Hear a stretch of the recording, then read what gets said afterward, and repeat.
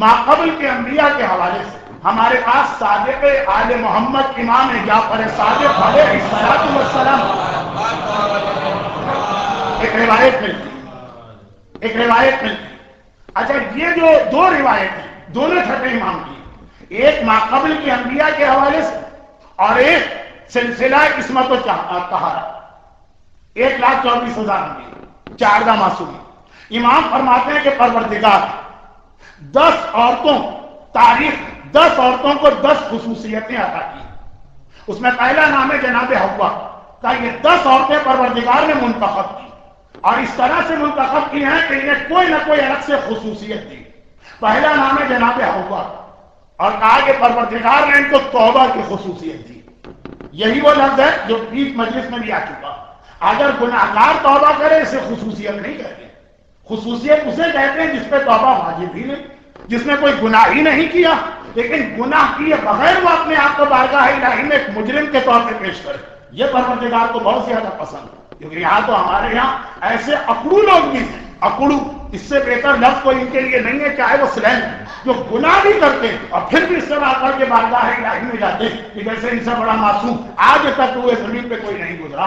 اور ایک وہ ہے کہ جس نے واقعاً میں خطا نہ کی اس کے باوجود اتنا جھک رہا، اس طرح سے رو رہا، اس طرح سے گر گرا رہا. صحیفہ کاملہ کی دعاؤں کی طرف بھی نہیں جاتا. ماقبل کے انبیاء کا حوا اللہ نے ان کو ایک خصوصیت کی بنا تمام عورتوں پہ عظمت عطا کی.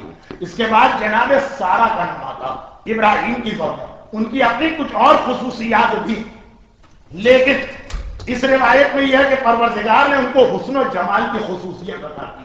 ہمارے یہاں حسن و جمال کے حوالے سے جناب زلیخا کا نام آتا، لیکن وہ حضرت یوسف حسین. جناب زلیخا کے بارے میں روایت میں لفظ نہیں. ایک اور لفظ اور بڑی توجہ سے اسے سنیے، وہ اسلام کا ایک بہت ہی اہم اصول بنے گا. دوسری عورت جناب سارہ جنہیں پروردگار عالم یہ خصوصیت عطا کی. تیسری عورت جناب زلیخا جنہیں پروردگار نے حکمت عطا کی. حکمت کیا حکمت تھی؟ جناب زلیخا کے حوالے سے قرآن عزیز مصر کا جملہ نقل کیا کہ ان کیدکن مکر عظیم، یہ تم لوگوں کے قید اور مکر.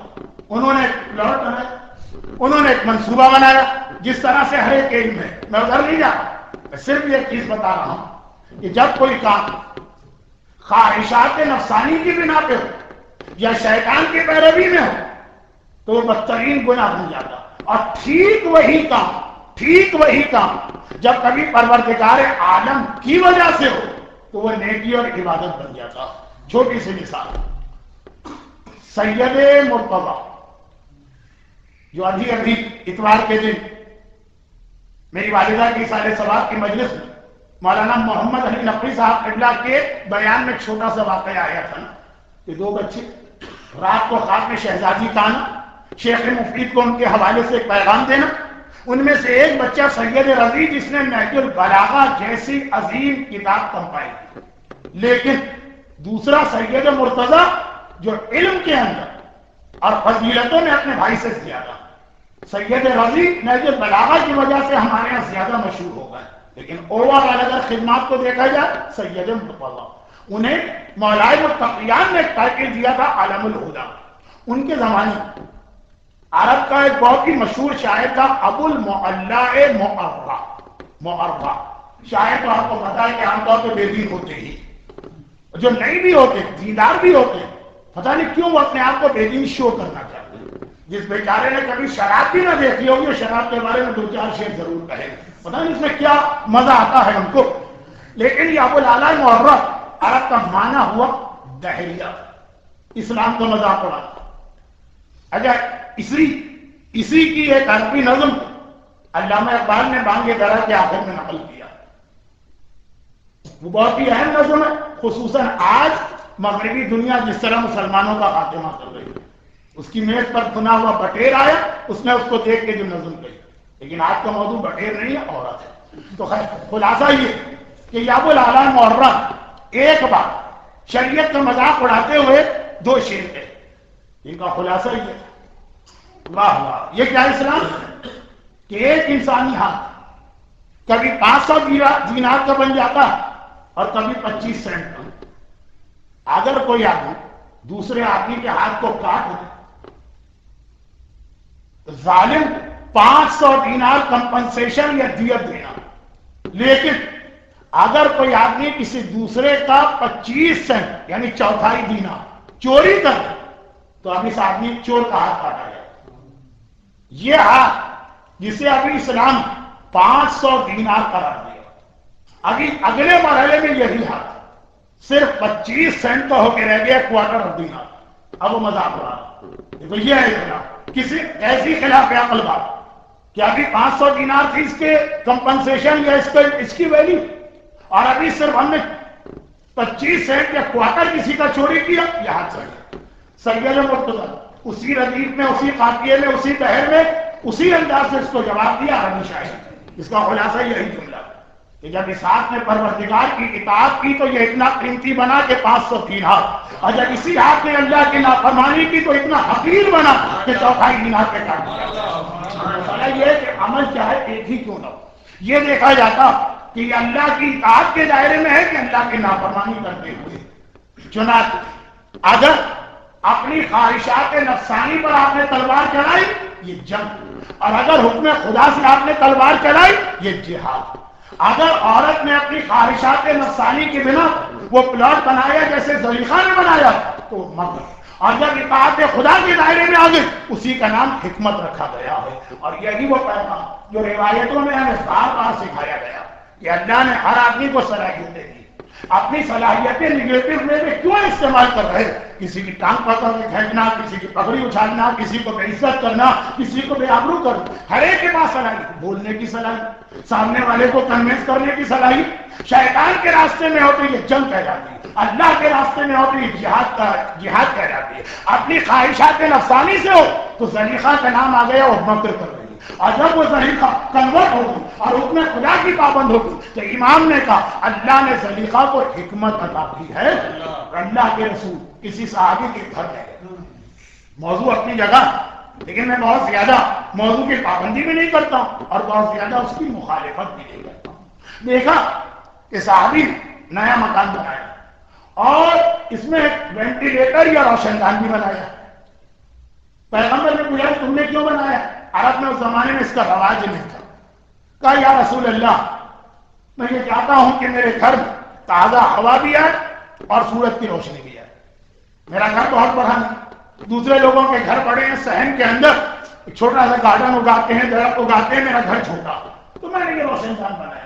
پیغمبر نے کہا کاش تم یہ دو کے ساتھ ایک تیسری نیت یہ ملا لیتے کہ اس کی وجہ سے اذان کی آواز زیادہ صاف سنائی دے تو عمل تمہارا وہی ہوگا، فائدے تمہیں وہی ملتے، لیکن اس کے ساتھ آخرت کا جو ثواب بھی تمہارے نامہ اعمال میں لکھا جاتا۔ تو یہ اسلام قدم قدم پہ ہمیں سکھاتا کہ اپنی ذاتی خواہشات اور اپنی نفسانی خواہشات کس طرح سے مرضی خدا میں ڈھالا جاتا ہے، اور یہ ایک الگ موضوع بن جائے گا، روایت مکمل ہو جائے گا۔ زلیخا میرا وہ امام جو صادق ہے کہہ رہا ہے کہ اللہ نے زلیخا کو حکمت عطا کی۔ جناب بلقیس کہا کہ چوتھی عورت جسے اللہ نے منتخب کیا عظیم عورت تاریخ انبیاء، کہا وہ بلقیس جنہیں پروردگار نے عقل عطا کی۔ عقل خاص لفظ عقل کے حوالے سے جناب بلقیس کا تذکرہ قرآن کریم صرف ایک جملہ حضرت بلقیس کا، صرف ایک جملہ، لیکن اتنا پسند ہے پروردگار، اتنا پسند ہے کہ قیامت تک کا ایک سنہری اصول بنایا، اور امام نے کہا کہ یہ بلقیس کی عقل ہے کہ کائنات کی تاریخ میں ایسی صاحب عقل عورتیں نہیں گزری۔ امام فرماتے ہیں اور پھر اللہ نے منتخب کیا مادر موسیٰ، اور انہیں ایک عجیب فضیلت کیا تھا، یہ بھی ایک فضیلت کہ اولاد کا صدمہ برداشت کیا۔ ہر ایک کو معلوم ہے تھوڑا سا تذکرہ آج انہیں کو ہونے والا، اور پھر پروردگار نے منتخب کیا جناب آسیہ، اور ایک خصوصی صبر کی نعمت آسیہ کو عطا کی۔ 6 عورتیں ہوں، امام فرماتے ہیں اور پروردگار نے منتخب کیا رحمہ کو، جناب ایوب کی زوجہ، اور انہیں عزت اور عفت اس کی خصوصی نعمت عطا کی کہ کربلا کے مسائل کا جملہ بن سکتا ہے۔ یہ پروردگار امتحان بھی عجیب طریقے سے لیتا. خاص روایت ہے جناب ایوب کی بیوی رحمہ جو اپنی عزت اور عفت کے حوالے سے انبیاء کی تمام تعریف میں ممتاز ہے، الگ، اور انہی کو اپنے بال نامحرم کے سامنے پیش کرنا پڑے تو ایک الگ واقعہ ہے. موقع ملے تو آ جائے گا، بظاہر موقع نہیں نظر آ رہا. آخری عورت جناب مریم جنہیں پروردگار کائنات کی عورتوں پہ منتخب قرار دیا. نویں عورت خدیجہ طاہرہ جنہیں پروردگار نے اپنی خصوصی فضا عطا دی. اور 10ویں عورت ہماری دادی فاطمہ زہرا سلام اللہ علیہا جنہیں پروردگار علم و حکمت علم عطا کیا. علم شہزادی کونین کی بات جہاں پہ آئی علم کے حوالے سے آئی تو حوا، سارہ، زلیخا، بلقیس، مادر موسیٰ، آسیہ، مریم، زوجہ ایوب، خدیجہ طاہرہ، شہزادی کونین. کہا یہ 10 عظیم عورتیں جو سلسلہ انبیاء میں گزری. یہ بھی ایمان کی ایک حدیث اور دوسری حدیث بھی سن لی. دوسری حدیث حدیث ہے لیکن اس کا اسٹائل حدیث والا نہیں. یہ وہ حدیث ہے جس کو ہم زیارت وارثہ سمجھتے ہیں. یا مولا یا ابا عبداللہ اشہد انک کنت نورا فی الاصلاب الشامخۃ والارحام المطہرہ. اے مولا میں گواہی دیتا ہوں کہ آپ ایک ایسا نور کہ جو ارحام مطہرہ سے گزرے، پاک رحم یعنی معصومین کی ماں. اور یہ وہ سلسلہ 4 معصومین کی ماں، ان میں سے اگر جناب خدیجہ اور سیدہ طاہرہ کو نکال دے کیونکہ وہ پہلی روایت میں آ چکی ہے، یہ عورتیں بھی تقریباً 12 بنتی.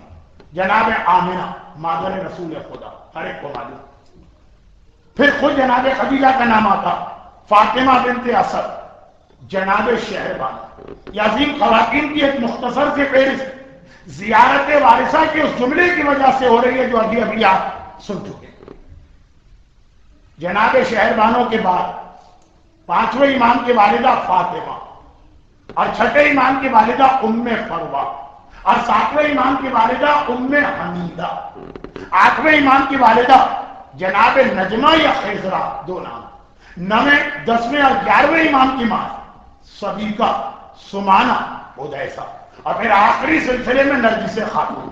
یہ پہلا سلسلہ چلا حوا سے شروع ہوا اور جناب مریم تک پہنچ گیا، پھر یہ رکا. دوسرا سلسلہ شروع ہوا جناب آمنہ سے اور جناب نرگس خاتون پہ پہنچ کے رکا. اب یہ 2 سلسلے ہیں انتہائی عظیم خواتین کی. اور اس کے درمیان کچھ اور ایسی عورتیں، ایک طرف پہلے سلسلے میں جناب حاجرہ کا نام روایت میں نہیں آیا لیکن وہ اپنی جگہ، اور دوسری جانب دوسرے سلسلے میں جناب زینب کبریٰ، جناب ام کلثوم، جناب ام البنین معصومہ قوم ہے، جناب حکیمہ خاتون. اور اس کے بعد خود پیغمبر اسلام کی ازواج میں کچھ اتنی اہم ہیں کہ جن کے واقعات سن کے آدمی حیران ہو جاتا. عورت کتنی بہترین اور اس کے گھر کے مرد کتنے بدترین. ام حبیبہ خاندان بنو امیہ کے خاتون. ام کلثوم، اگر یہ ام کلثوم 15-20 عورتوں کا نام. اس ولید کی بہن جس ولید کو قرآن نے صاف طور پہ کہا کہ فاسق، لیکن یہ ساری چیزیں جو ہیں وہ ایک ساتھ تو بیان نہیں ہو سکتی. برحمتک یا ارحم الراحمین وصلی اللہ علی محمد وآلہ